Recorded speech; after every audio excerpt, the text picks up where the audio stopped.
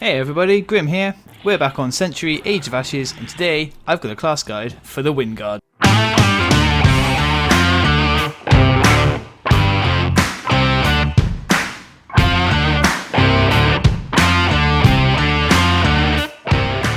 Now, my goal for these class guides is to give a really quick introduction and overview of the class for anyone new, and then to cover some tips and tricks on how to get the very best out of that class in a match.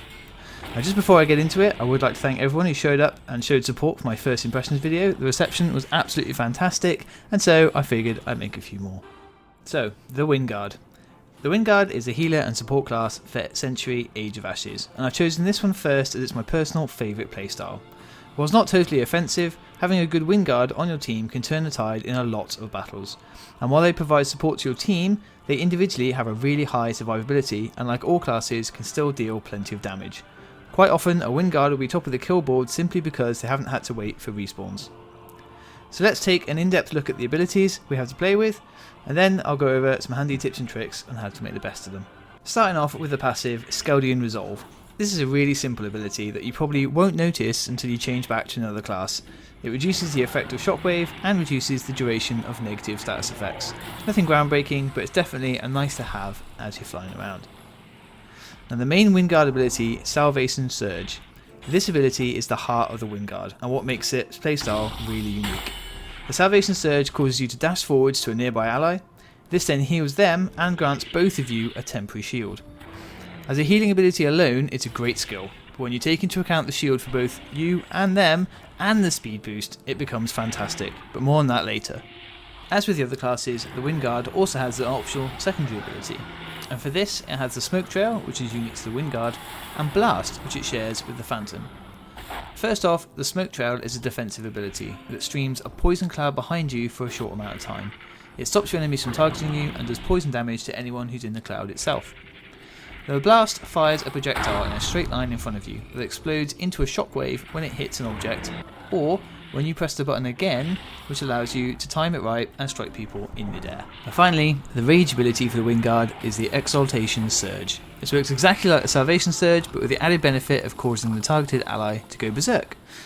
In terms of supporting your team, this is massive. Now that we've covered the basics, let's talk about how to best implement these skills in a match to get the very best from your Windguard. First of all, Salvation Surge. It's as much for you as it is for your teammates. The speed boost will get you out of trouble more than you would realise. Whenever you get in trouble, as long as you can see a teammate, then you're pretty safe. Hit the ability and sail away from your opponent whilst giving yourself a shield ready for a counter attack, and the friendly heal becomes an added bonus. You can also use this for a handy speed boost when you're carrying a large amount of gold in Spoils of War, or likewise if your teammate is chasing someone down and you're just out of range. The final point worth knowing is that the shield you gain from this stacks with the one you pick up, which can make you a hell of a lot more tanky. Next up, don't be afraid to use the Smoke Trail as an offensive tool. The Poison Cloud does a surprising amount of damage, so placing it over an objective can really slow the other team down. Likewise, you can use it to defend your allies by placing it down around the keep in Spoils of War.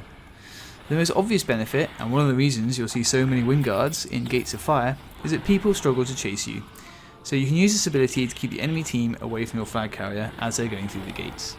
Then on to the Shockwave, and there's two really powerful uses to this. The first is that it knocks the Phantom out of his stealth. So if one goes invisible right in front of you, just fire off your Shockwave and bring them straight back out.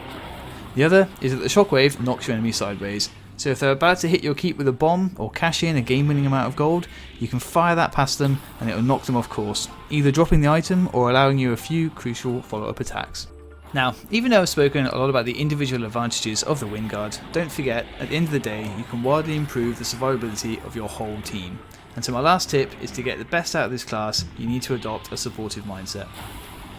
You'll only get the very best out of all the skills if you prioritise their use, and don't just blindly go for kills. A Windguard that's purely out for blood is just a watered down Marauder or Phantom. You're there to be a force multiplier for your team, and that will only make games more fun and more productive. I hope you've taken something useful away from this, and if you did, throw a like on the video and subscribe if you want to see more of my content.